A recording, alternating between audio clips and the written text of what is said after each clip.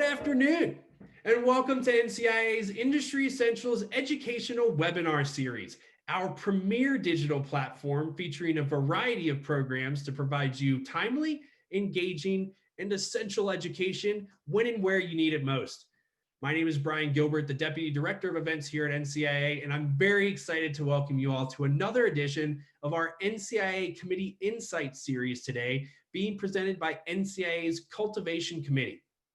If you're just joining us, please stay on the lookout for housekeeping and orientation instructions to be relayed via the chat window, so we're not taking up any more valuable time with routine information. If you have any questions for our team on how to participate in this virtual event, though, please message myself, Brian Gilbert, at any time via private message within the chat room. Now, let's get this show on the road. In this edition of our NCIA Committee Insights series entitled Harvesting, Ergonomics of Trimming and Contracting, we're joined by a panel of commercial cultivation experts, along with special guests from the occupational and physical therapy industries, for a comprehensive look at the art of trimming and how they handle the final stages of cultivation. We've got a lot of information to cover and a very important topic to explore, so let's not waste any more time. To kick things off, I'd like to welcome Jordan Stauder with Grow Ray Lighting Technologies to the virtual stage. How are you doing this afternoon, Jordan? Hey, Brian, doing well, and thank you for that intro. Looking forward to this discussion here today, and thanks to everybody for joining us. My name is Jordan Stauder again. I'm the commercial cannabis advisor for Grow Ray Lighting Technologies. Previous to that, I have about 5-6 years in commercial cannabis experience across dispensaries and cultivations and laboratory environments as well. So a short overview of what the Cannabis Cultivation Committee mission is here at the NCIA is to promote the voice of growers and to develop, promote, and distribute best growing principles and practices amongst the industry.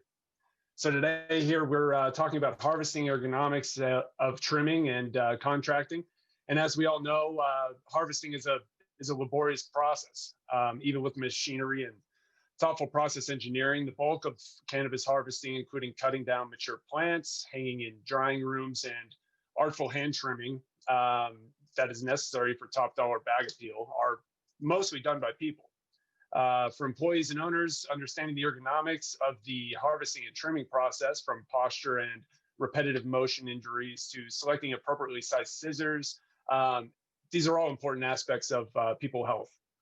So the goal of ergonomics is to largely prevent these musculoskeletal injuries, and encourage higher sustainable production efficiencies. So in this webinar, the NCIA's Cultivation Committee takes on the art of trimming with special guests from occupational and physical therapy and from the occupational and physical therapy industry, along with us experts in cultivation and how they handle the final stages of cultivation and harvesting. So with that, I'd like to turn it over to each of our individual panelists for a short bio and to have them tell you a little bit about themselves and their work. So first up, we have Alex Herding. He is with the National Cannabis Risk Management Association.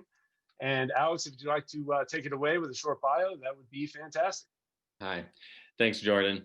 Yes, so I have a professional background in science, and I specifically water and soil. I've also have over 20 years in occupational safety and health.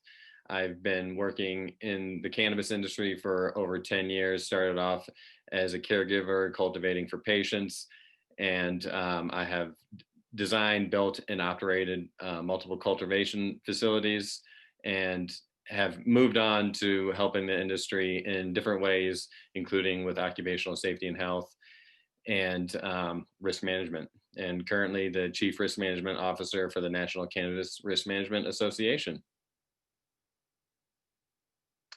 Thank you, Alex. Yeah, a lot of valuable insight coming from you today. So next up, we have Dr. Chris Hughes from Atlas Performance Technologies. Take it away, Chris. Thank you, Brian. Good to be here. I am Chris Hughes, and I am a professor at School of Physical Therapy at Slippery Rock University. I've been there since 1990. I'm also a licensed physical therapist working in the field of orthopedics and sports medicine. Currently Director of Movement Science at Atlas Performance Technologies. and have been an ergonomics consultant in the grocery industry for the past 25 years. And I'm here today to mainly discuss some of the research we've done on biomechanics and ergonomics of trimming. So thank you very much for your intro, Brian. Yeah, thanks, Chris. And also on this slate of panelists, we have Latoya Rucker. She is Chief Operations Officer at Collexium. She should be dropping into this webinar at some point during this period. But when she does, we will properly introduce her. Lastly, however, we have Jesse Porter, member of the Cannabis Cultivation Committee here with the NCIA, and he'll be running our Q&A moderation portion of this segment. So, Jesse. Thanks, Jordan. I really appreciate being here. I'm looking forward to getting these questions out and making sure that we can contribute to all that knowledge that we've been collecting. Personally, I've been a cultivator for over 15 years, and now I work with Inspire to augment financial performance and mitigate risk from an environmental standpoint. I'm also very excited to explore people health and how all the information that we've gathered here can be applied to the market. Beautiful. Well, thank you, Jesse. Now with that, I'd like to kind of open up the questions here and start with one that is pivotal to kind of risk management amongst these facilities and cannabis operations. And one of the things that comes up often is what should workers be aware of in regard to workers' rights and anti-retaliation laws in these types of facilities. And Alex, I believe you have some input on that. Would you? I do. Thanks, Jordan. And that's a great question. I think this is one of the big kind of unknowns in the industry from a worker's standpoint, and it's really important to get this information out. And it comes down to the confusion between the federal rules and the state rules, and a lot of people aren't aware that federal agencies or regulations actually apply to the industry. And I will say I've seen two different agencies inside licensed facilities. The first being the IRS. They are definitely happy to tell you how they should be paid. And the other is OSHA. OSHA is in the industry. They are a federal agency. Thankfully for the workers in this industry, the workers are protected by the Occupational Safety and Health Act, which is a pretty big act that covers a lot of things, and essentially says that employers have a responsibility to give workers a safe workplace. And so the workers' rights is pretty broad as it pertains to what we're talking about here. They have a right to report injuries, and that's on multiple levels. One, you want to be able to get workman's compensation, so you'll be able to get your medical expenses covered through the insurance. But there are rules that the employer has to report any injury, and these injuries are really different. They're usually they're not acute. They usually build up over time. They can be an acute issue, but it's really important for workers to be able to report those injuries and without fear of retaliation. There's multiple different types of anti-retaliation rules out there, some dealing with pesticides and other things. But as we're talking about this, it is against the law for employers to make it difficult to report an injury that happened through their workplace. And if that is the case, that worker should be contacting either their state agency or OSHA directly. Gotcha. And yeah, that when it comes to workers' rights, anti-retaliation laws, a lot of that has to do with education from the employer themselves, and that employer being educated as well on ergonomics and kind of the best practices around that subject when it is specifically related to harvesting and trimming and things like that. So, Chris, or Dr. Hughes, excuse me. I know that through your organization, you have kind of put together a lot of real in-depth studies about the ergonomics of trimming and harvesting and things like that, with some some good visuals, and feel free to take that away and show what you got there. Yeah, thank you, Jordan. I would like to just reiterate what Alex has been saying. You know, it's very important that people become educated on the safety issues, you know, and it's not just an onus on the employer, but also the employee to be ready to work and to be works in a safe environment, go home safe. And so the cannabis industry is just like any other industry. My years of experience in the grocery industry are more geared towards excessive movements, repetitions of cycles of movements and loading in the warehouse. But when you start looking at the cannabis industry, it's the same thing, even with the prolonged sitting and awkward postures that they have, still put them at risk. So one of the intriguing things about this particular field and my areas of expertise in biomechanics is to still use the same skill set that I bring to the table and try to employ the safety culture in the cannabis industry. So yeah, if I could, may I share my screen at this point? Go for it, doctor. Okay. So let's share here and let me just boost this up. Yeah. So can everybody see my screen? Okay. So just a brief primer into what ergonomics is. You know, it's really about being able to fit the work to the worker.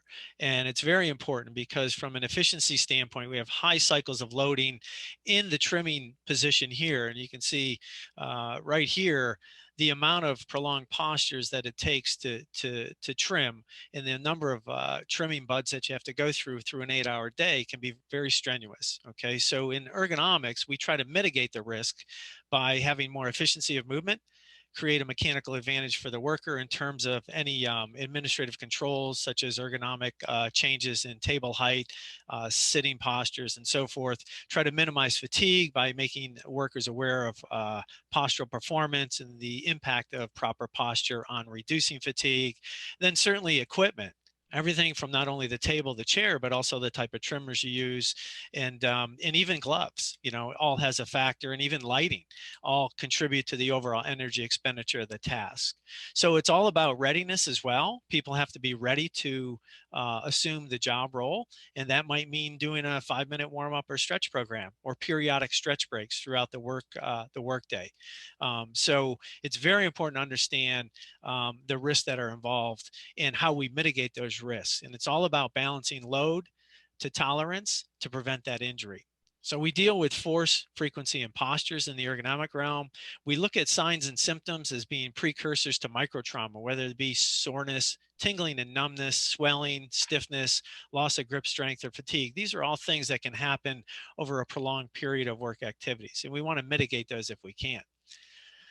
Here you can see the degradation of postures that can happen with fatigue. And so over here, there's obviously a poor postural position of slumping posture, forward head position, tilted head position, extreme elbow flexion, high contact forces on the table. All these result in excessive workload and energy expenditure at multiple joints, not only at the head and the neck position and shoulder girdle, but also all the way through down to the lower extremities. And so I just play for you a couple different positions here. And you can see, so this is data we've collected on people doing cannabis trimming. And you can see the types of postures that they can get into, the forward head position, the excessive cervical lordosis, even the tilting of the spine here. We've also done 3D analysis to look at reach mechanics, and we've done tracer trajectories on the reach mechanics to look at where product is placed is just as important as how they actually execute the maneuvers and some of the activities for accurate trimming. So it's really intriguing when you start to look at the effects over time too, not also just how they start their workday, but also how they end their workday. And just there's tools of the trade, obviously, and trimmers are some of the tools of the trade. And you can see the type of grip and the type of trimmer you use, whether it be a bent angle trimmer or a curved blade, will make a whole lot of difference, not only at the wrist and the hand, but also at the shoulder and the elbow. So it's really important that you properly fit a trimmer to your hand. Okay. And so, you know, in our studies, we've looked at different types of trimmers, straight blade versus curved blade, which I'll show you in a second.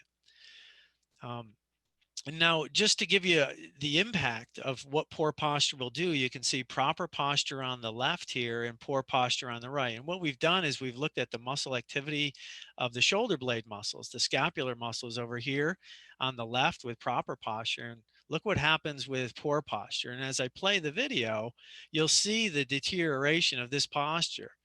This puts an excessive strain on muscles right here that will pre-fatigue and create an unstable base of support for the shoulder girdle, which ultimately affects accuracy and muscle endurance in the wrist and hand muscles. So it's very important that we prevent some of these postural um, I guess, risk factors, if you will, by making sure we have proper adjustments to the chair, proper adjustments to the table, and more importantly, making sure that person understands how to balance their trunk, which is 2/3 of their body weight during these activities. So proximal stability breeds distal mobility. Same thing here. You can see now we're looking at reach. We're looking overhead, and you can see reach is a big issue because if you go into an excessive reach, this is going to create all sorts of shoulder and neck problems as well, and gets in the way of your productivity, obviously. So establishing a good workstation for reach is not only important physiologically, but also from a productivity standpoint. So we can trace these movements, and that's what we've done in some of our studies. And we've really looked at the influence of having a good trunk erect posture and having a good ergonomic table, which I'll show you in a second. We also look at pruning, pruning in a standing position here, and you can see whether you have the proper equipment or not. In many facilities, there's not proper equipment. There's a table that's not an adjustable table. It's an excessive length table. It's further away from the user. And what you can see is look at the amount of muscle activity you're going to see and the amount of extreme motions that this person goes through when they go through this trimming activity. It's unbelievable to look at these triaxial stresses on not only the low back muscles here. This is the left low back muscle. This is the right low back muscle. And depending on which way they turn, you can see the excessive amount of muscle activity as they go through these ranges of motion. It's quite intriguing. And so we can minimize some of this risk. We can move the table closer. We can actually create a rotating pivoting table so that he doesn't have to reach all the way over and bring the product to him. All sorts of interesting little simple ways to intervene here. And so this brings us to our initial study. We did a great study with some of our colleagues, our senior students at Penn State University through the Penn State Learning Factory. And what we did is we wanted to investigate using some of the high power intellectual ability of these great students here in the fields of engineering, industrial engineering, biomedical engineering, and also biological engineering to look at the effects of designing an ergonomically proper table and being able to see what the effects are on motion. So this was a great study to do. And here you'll see the effects. We looked at the curved trimmer and the straight trimmer and a conventional table, which is set up here. And then also an ergonomic table, which had a little bit of an oval cutout and a radius of curvature here and an embedded storage facility for the product, and also some elbow pads and proper seat support. And we train the user on some simple basic ergonomic principles. And what you'll see here is the difference in postures. And here our metrics showed increased pelvic mobility in the standard table, increased reach, increased wrist ranges of motion, increased muscle activity in the shoulder girdle muscles, and forward tilting head postures at the head and neck versus what we would see over here. Here, this individual is an experienced veteran trimmer. He loved the table. He thought it put him in a great position for stability. He felt he could trim faster. He felt he was more productive, less fatiguing. So this is a really fun study to do, to start looking at how do we establish these great best practices in cannabis. And this table here was based on some basic ergonomic principles of establishing good reach, good force distribution, good pressure relief, and also just general postural mechanics. So it's quite an intriguing study, and we really appreciated working with our colleagues at Penn State on this. So when you start looking at general ergonomic principles as an employer or as an employee, it doesn't take much to get yourself ready for the work environment. We do some pre-stretching that we do in the warehouses for some of our grocery industry participants, establish a good work area and look at proper selection activities, proper sitting and support. You can do a postural check before you start sitting. We also have wearable sensors that we can apply to the spine where people can have haptic feedback of vibration that will cue them into proper positioning as they go through the work activities during the day. It's important to understand the relationship between shoulder and neck and how it affects trimming activities at the wrist and hand. And we want to place you in your best power zone so you can reduce the fatigue effects and increase productivity. And also take those stretch breaks. So these general ergonomic principles are very important and very simple to apply. And here's a little stretch scenario right here, you know, a little wrist and hand stretch, little trunk stretch, little neck stretch, shoulder stretch, cross body stretch, neck stretching, mid-thoracic stretching, and just trunk mobility stretches that you can do within a 30-minute time frame, maybe a couple minutes. Take a breather, get up, stand up, do a couple stretches, sit back down. Your body will love you for it. So that's all I have for the screen share. Let me just take this off. I appreciate that. Thank you very much for letting me share that, Jordan. Absolutely, yeah, and I think you know, everybody you know, both on this panel and everybody in the audience here can agree that that's something novel that we haven't seen as a study done on kind of trimmers in this industry. So very enlightening to see that. And of course, you know, that it brings to mind that you know, improving the ergonomics of the trimmer itself, that can have drastic impacts on the high turnover rate that we normally see amongst these trim crews in the industry.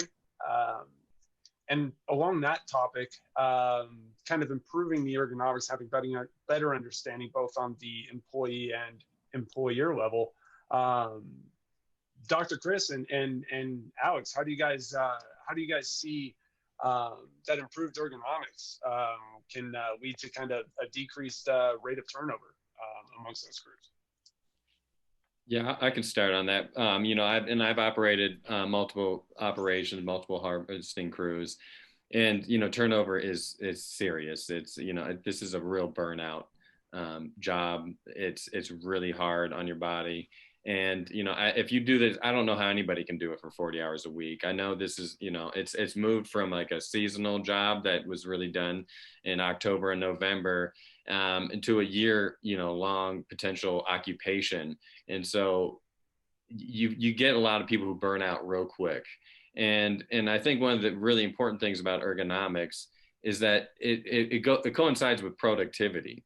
And so a lot of people think safety and productivity don't go well together, but the more safe and more comfortable you make these, and I think Dr. Hughes will second this, is, you know, they are, what did you call them? They're industrial athletes, because they really are. Their body, they're using their body for their job, and every small thing that you do that can make them feel better is going to make them want to do it again and to stick around. And as an employer, you know, you want productivity, you want it trimmed faster and better, and that's what ergonomics does. And before I let you pick that up on that, Chris and I actually developed some courses through our NCRM Academy, and I just posted a link there in the chat if anybody's interested. I developed the first course that was introduction to largely what ergonomics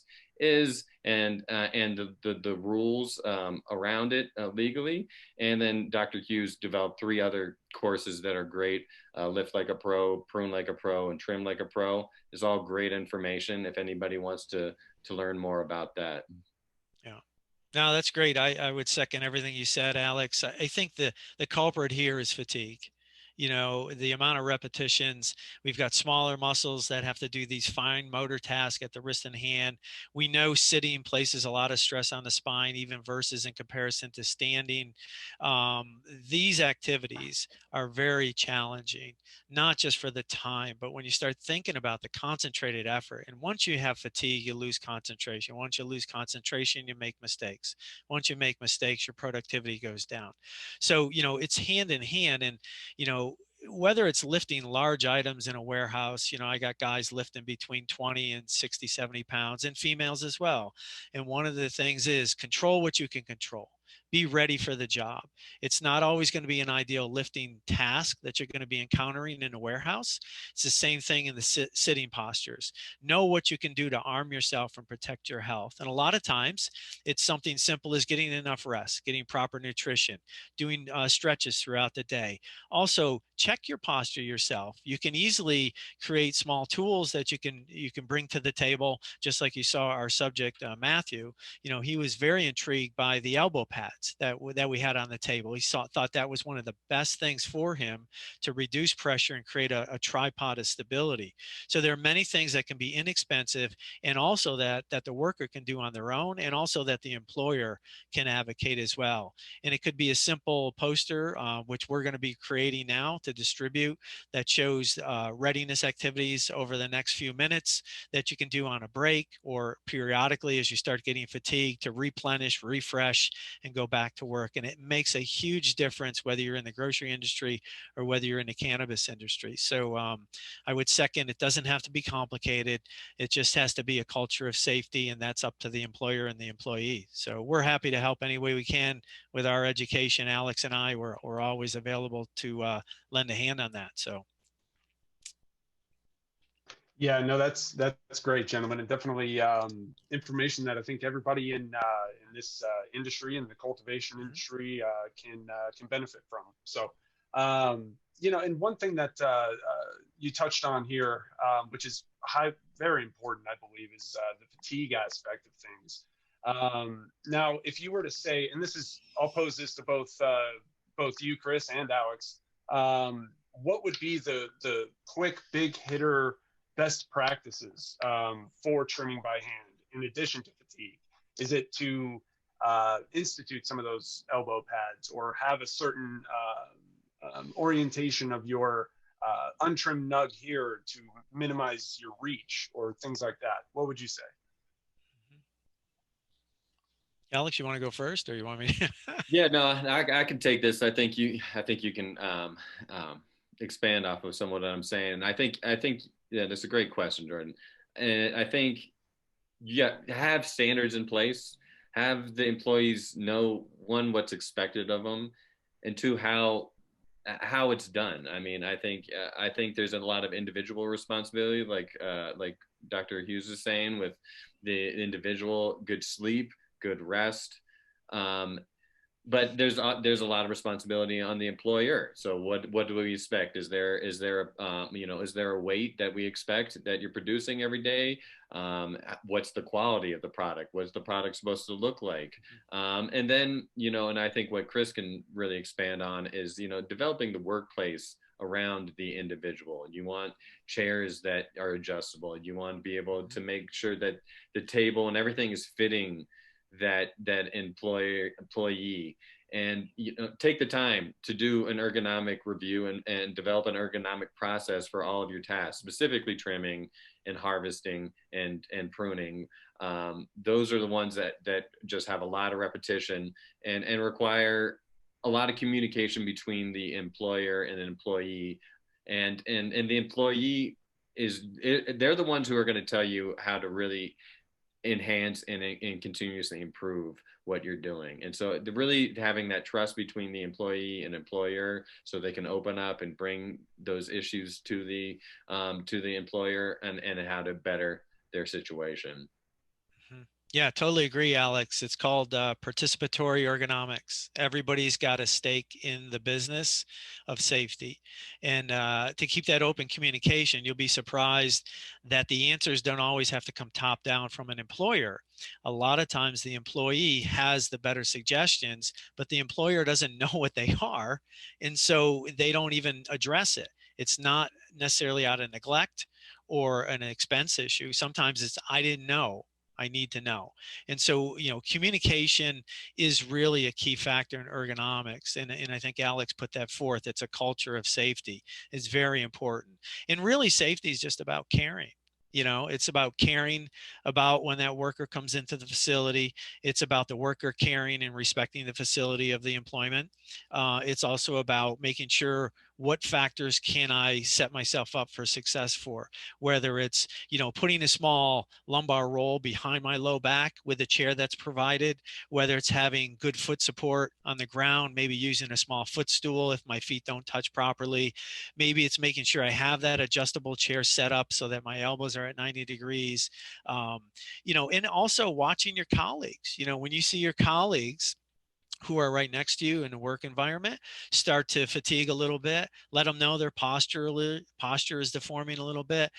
Maybe collaborate on a stretch break together, and it makes for a better work environment overall. And it does have a dramatic impact on the injuries that we see the most of in this particular area, which is repetitive motion injuries. We're not talking about one-time single lift injuries.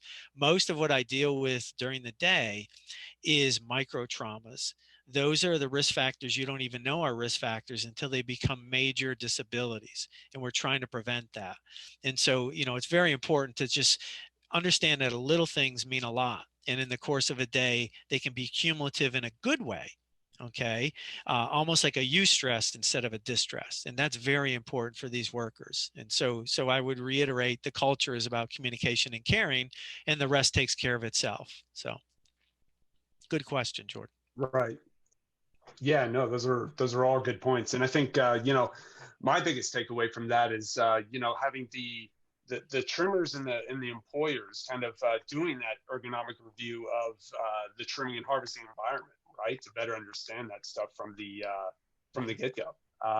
But I mean, there's another element to this, and kind of improving that, and taking breaks and doing things like that would not only lead to a healthier physical environment, but healthier mental environment, right? There's a moral element, or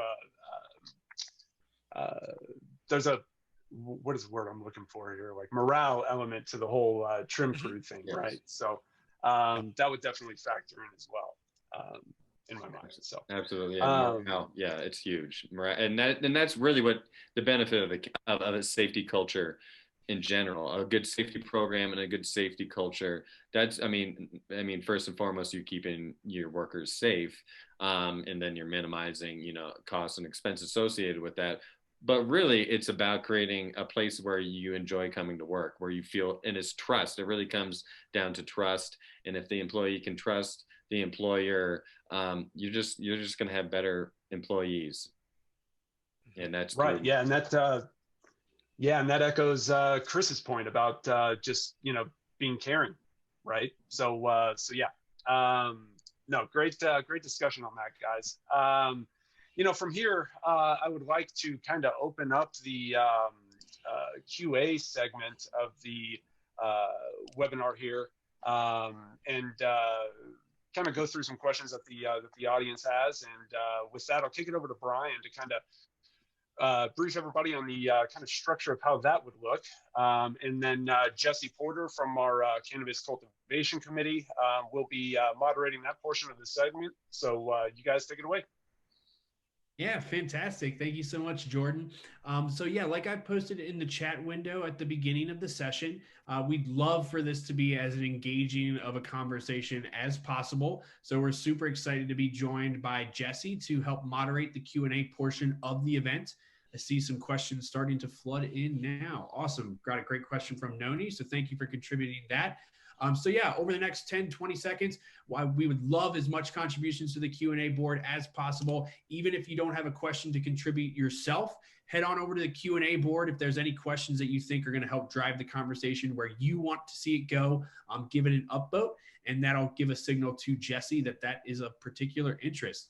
So while we're waiting for everybody to pull those great questions out of their head, why don't we turn it right over to Jesse to dive into that first question from Noni on the board?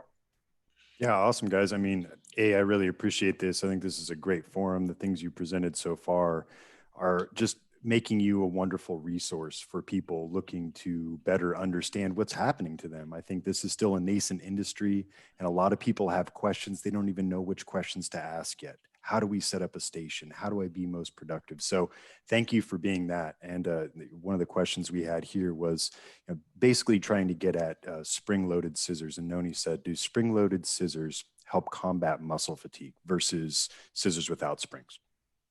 That's great. Yeah, I'll start this off. I know you got some input here, Chris, but and I think this is it's a personal preference. I personally, when I trimmed, I did not like this spring loaded, and I really, what I think is more important than spring versus not spring loaded fiskars or trimmers is really keeping those scissors clean.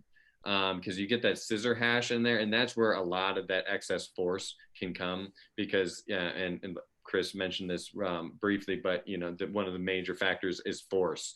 It's the repetition, how many times you're doing the task, but how much force the muscles are required to exert while you're doing it.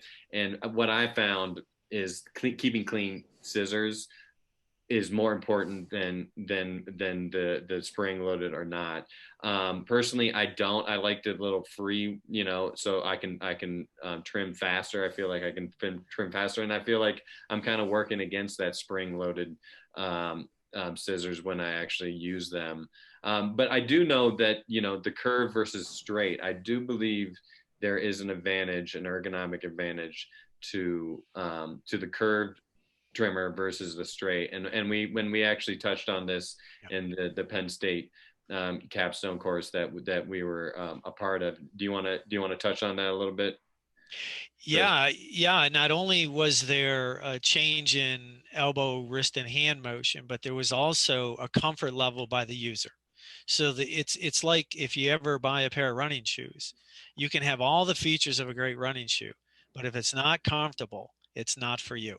And it's the same thing when I was amazed at the trimmer we had, Matthew, is a great guy, and the education that he provided from the feedback of going from the standard table to the erg table, and also curved versus straight blade.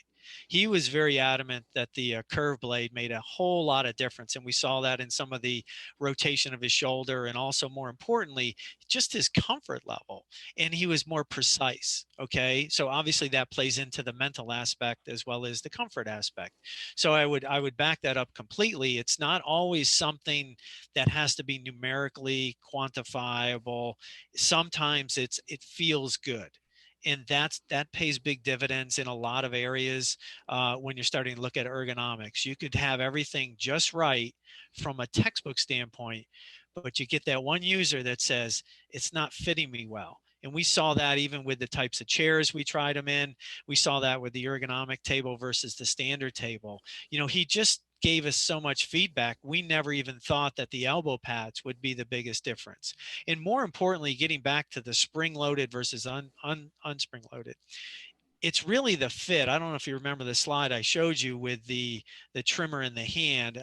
Can I go back to a share screen on that slide? Sure thing. Let me see if I can pull this up. Okay, so here is, you should be able to see this trimmer slide. Hang on a second.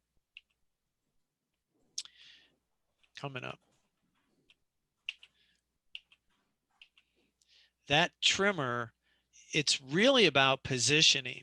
So this is spring loaded, but the main factor is going to be this cantilevered angle here.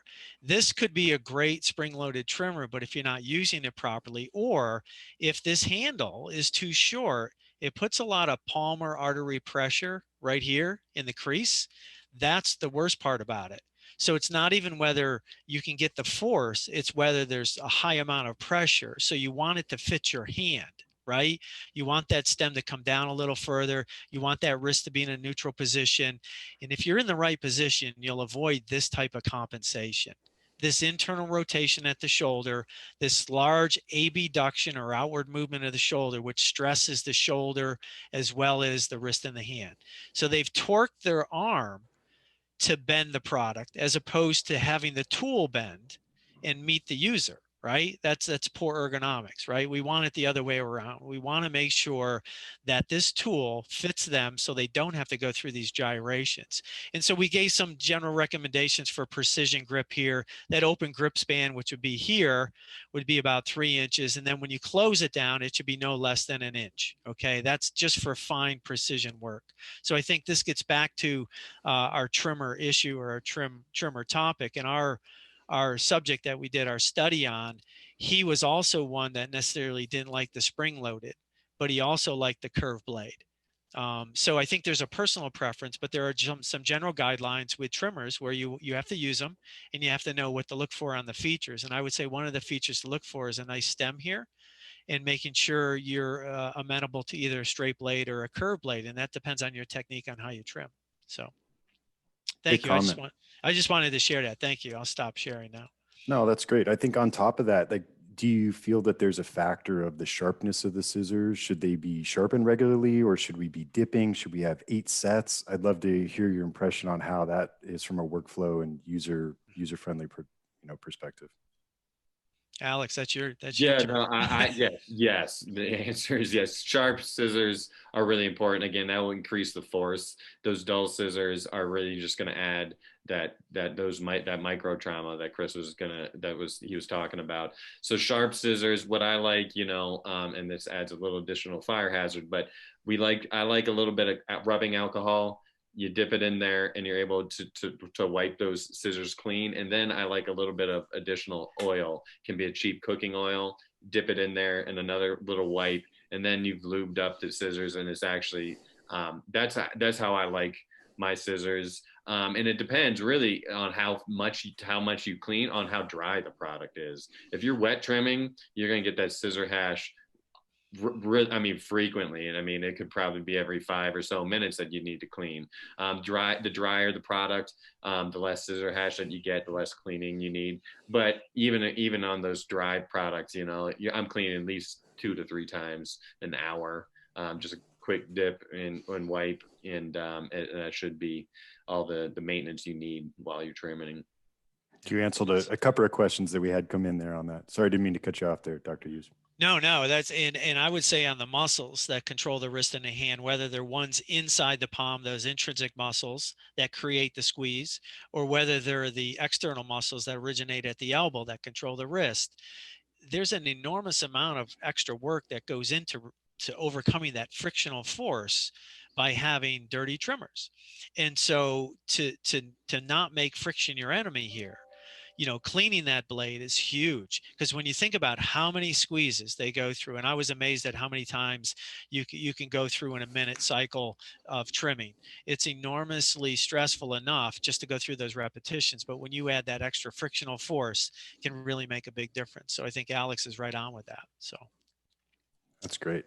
We had a couple of questions come in, one preferring dry or wet trimming. And I think you touched on that a little bit, Alex. I'd like to sort of expand that a little bit if we could. We've been talking a lot about trimming and post-processing. I would love to maybe take a step back towards defoliation and plant maintenance.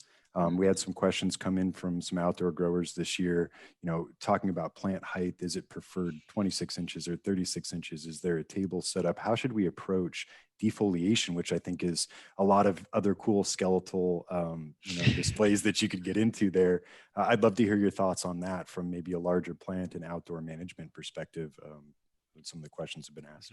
Yeah, it's a great question. And it comes down, and it's not as simple, the taller the better, the shorter the better. It's a lot of thought that regardless if it's tall or short, you really should have some forethought into what your pruning routine is going to look like, and harvesting. So if it's short, maybe having a bucket or a stool to sit on, and making sure that the pruner is well fit for that size of the of the plant. If it's bigger, maybe thinking about, getting those leaves, on the lower part of the canopy, cleaned off on the front end, so you're not bending over as much when you're pruning later in the season. So it's about they call it training the plant, how you're going to train the plant early on, how much trimming and pruning do you need, and when do you need it, and at what height, and again, developing a process for that. Are the pruners standing? Indoor, you have the tables, a lot of those rolling tables, and a lot of times it's actually a really ideal height to stand and to prune at a regular height without any type of assistance, a chair or a step stool. And that's the type of thing that should be some forethought. You really should be designing your system around your employees and not having that afterthought, oh, wow, this is too high, now we have to have a step stool to get to this plant, or we don't have any type of stool or sitting or anything to sit on while we're pruning. That's the type of thing that should be thought of on the front end. And if not, it's not the end of the world, but you should be listening to your employees and finding out what's difficult and really how to adapt to create a more comfortable situation for your workers. Yeah, I would agree, Alex. And, I'm going to screen share again because I need the visual. If I look at, let's see if I can find, let's go to the one this one booted me out. Hang on a second. Let me get back. Okay, so here is what Alex is talking about. You can see I see a lot of error with reach and twisting. Okay, so just take away the height differential, but you start looking at the twisting. Look at the amount of twisting that goes on because he has to maneuver around the tree, right? And so what I always liked was just create a lazy Susan disc right here that spins the product to you. It's $40 on Amazon. You put it on the base and you spin it to you. You can eliminate a lot of this, not even considering the height differential at the table. Let's hit the low-hanging fruit, so to speak, right? You could just put this on a revolving disc and bring the product to you and spin it around. We see this in the bakery a lot in some of the retail stores where they make cakes and they put icing. They spin the cake to put the icing on. It's the same thing. And that's an easy ergonomic fix that could be situated here where you just spin that product right away. It eliminates all this reach this way and eliminates all this hazardous flexion, rotation, side bending. These are real motions that this person's going through. Look at the stress on the muscles as they move through those ranges of motion. It's incredible.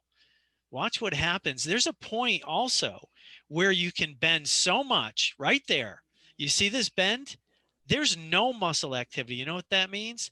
That means the ligaments are supporting the spine. You don't want that. Ligaments stretch, they don't go back. That creates an unstable lumbar spine. So even the muscles are smart enough not to be used in that position. You see what I mean?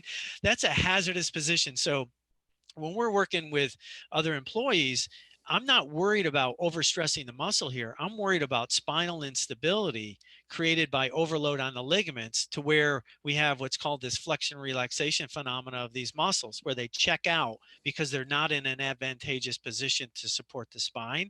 And all of a sudden you've got a major hazard. This can be all eliminated by basically spinning that product over, right? And then it takes them out of harm's way. And then you can kind of see what happens when we're in good positions. Even if it's higher, we can have muscles that won't be as stressed as much, right? If you look at the muscles where we're not bending away from, those are not very active at that point. There's a nice position there. So we can quiet those muscles down with a few ergonomic changes.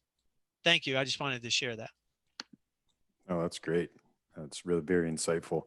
I also I can't get out of my head. You had mentioned something earlier, Dr. Hughes, in your presentation about the importance of lighting. And I think Jordan might think this is funny too. We spend so much time in these cultivation facilities doing research on, you know, PPFD and micromoles and spectra and all these things. And then oftentimes we don't even think about appropriate illumination or employee health in the trim space. I'd love to hear your comments or thoughts on that. I think it's an often overlooked space. It was interesting, you know, in our erg setup, we originally had a magnifier light on that table, you know, with the extender arm, and it magnified and had a light to it. And in our trimmer said, I've never used this, so I don't want to start using it now, but what a great idea. It could be that specific to get proper lighting. And because he wasn't used to magnification, remember, if you can't see something, what do? You start moving your head forward and down, right? So that magnifier and that light with the extendable arm customizes your work area as well. So it's not like you need these big LED fluorescent halogen lights overhead, right? It could be that small of a workspace. And I'm really intrigued by the magnifier lights, you know, with the extender arms. And we really want to bring that into the ergonomic realm and see what effect that has. We just didn't do it with this study because he wasn't comfortable with it. And there was a question of how long that arm could come over to fit the workspace. But yeah, lighting's a big factor in this fine work that they're doing. So I think Yeah, and it's, sorry, go I ahead, Alex. noticed a question that was similar to that, talking about glasses, and that is really important too. Some reading glasses. One of the best glasses I saw that fishermen use, fly fishermen, where they snaps on the middle and you're able to kind of yeah. snap it in front of you. Used for tying little flies for fishing. But those are great. Like Chris is saying, anything that prevents you from leaning forward, because that's really when I've noticed when it really comes down to productivity. As a harvest manager, it's like, oh well, why are you guys taking so long? Usually, almost all the time when the productivity was slowing down, it was the people were out of posture. They're usually falling down, falling forward, looking closely at their hands, almost having the scissors within inches of their, nose. And, so having, good glasses, good reading glasses, magnifying glass, something like that, I think adds a lot of value and can increase safety and productivity. And it's not just the head, your head is like 10, 12 pounds. Once you start leaning your trunk forward, that's 2/3 your body weight. For most people, it's going to be 80 to 100 pounds that you now are supporting. So we're not just talking about fatiguing the hands. We're talking about the trunk getting into the whole activity of supporting you first, then allowing you to do the task. And so that's just putting you in a very hazardous situation, actually. Yeah, guys, that's great. I really think it speaks volumes to how everyone's a little bit different, but we can take this data, we can take the knowledge, and we can take the new resources that are available, whether technological or data research driven, and really apply them to these facilities and individuals to help maximize production and safety. I think with that, we tried to answer as many questions as we could here.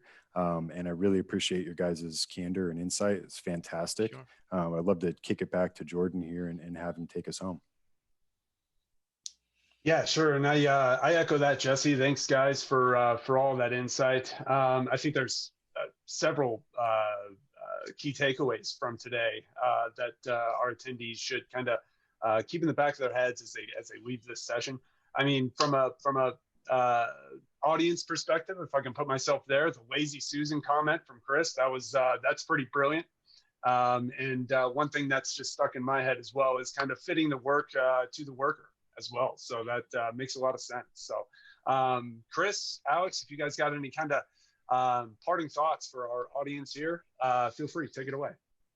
Yeah, I want to encourage everybody to, if they have any questions, to reach out to us at the NCRMA, ncrma.net. Our academy, again, we have some great courses on ergonomics at ncrma.net/academy. I'll put that back in the chat room right here. And so if anybody wants to visit our website, then take those courses, encourage that. And if anybody has any other questions and need some assistance in making their operation better, we're here to assist. Yeah, I would second that, Alex. It's a pleasure talking to everyone today and sharing my thoughts and views. I really think this is a great area for us to study. Very happy to continue this conversation with Atlas Performance, which is Atlas Performance Technologies. The contact information is on the webinar. We're happy to help you in any way we can with these ideas and specific ergonomic solutions. So thank you very much. I've enjoyed being here today. Thank you. Yeah, thank you, everybody. And as well, we have all of our contact information here in case you need to get in touch with us after the webinar. But from here, I'll kick it over to Brian to kind of close us out. Thank you, everybody. Fantastic. Well, thank you all so much for that amazing panel. As someone who spent time breaking into the industry as a full-time trimmer myself, I cannot tell you how much I took away from this personally. And if I ever dive back into that area of the industry, I'm going to be way more well-equipped to not destroy my body while doing so. This is fantastic. I really can't express my thanks enough and gratitude enough for you all really pulling this together so quickly after joining the cultivation committee in this last term. So really, really appreciate that. I know that everybody else really enjoyed the information here. If you are one of the audience members that enjoyed today's session, why don't you share that with the panelists by raising your hand in the audience pool? We'll all get these little pop-up notifications. Perfect. Awesome. Cool. Always love seeing that little virtual round of applause there. As Jordan mentioned, all the contact information for all of our panelists is outlined here on the title on this contact information slide as part of the presentation. As I noted in the chat window previously during the program, all attendees will be redirected to an event survey after this meeting room concludes. Completing that will grant you first access to a PDF presentation of today's slide deck, and then also stay on the lookout, as always, for our recordings to be posted over the next few days. First, inside of the NCIA members only community platform, NCIA Connect. And then additionally, after our 30-day members only window has concluded, it will be posted on NCIA's public webinar archive on NCIA's website, www.thecannabisindustry.org. And with that, I'd like to thank all of our panelists again. You all can step off of the virtual stage and stick around for the next few minutes while we conclude the presentation. And please, we highly encourage all the audience members to stick around during our outro and engage with the panelists inside of the chat room as well. All right. And as always, we're going to conclude today's session with some upcoming previews of some activities on NCIA's plate that we'd love all of your all's participation in, and then wrap things up with that end of event credit sequence as well. All right, perfect. So in case any of you all missed it, we held the live days of our first ever virtual conference and trade show, Cannabis Business Cyber Summit, earlier last month.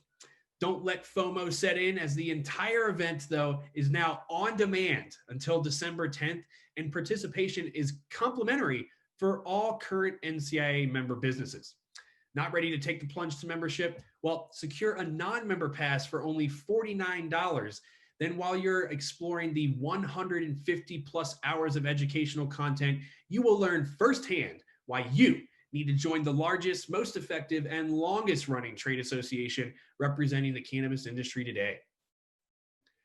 All right, and with that, thank you all so much for participating in another NCIA Industry Essentials educational webinar. A huge thank you again to our panelists, audience members, and most importantly, member business owners, which make our work possible each and every day.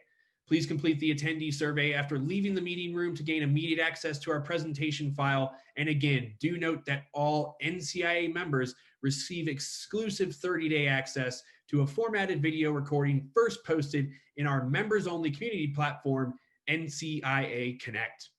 I hope you all have a wonderful week, and I look forward to seeing you all again next time for another NCIA Industry Essentials educational webinar. We've got another edition of our NCIA Committee Insights series taking place this Wednesday afternoon, being hosted by the Retail Committee. So head to www.thecannabisindustry.org/events to secure your pass for that as well. Then, as always, we'll leave you with this end of event credit sequence highlighting all of the 85 plus member businesses that make up our newly sat cultivation committee for the upcoming annual term and who participated in this afternoon's session. As always, while doing so, we'll showcase some audio stylings by the resident musician at our Colorado-based events, KJ Liss, and his Illinois-based musical side project, Indigo Sun. Enjoy, and we'll see you all next week.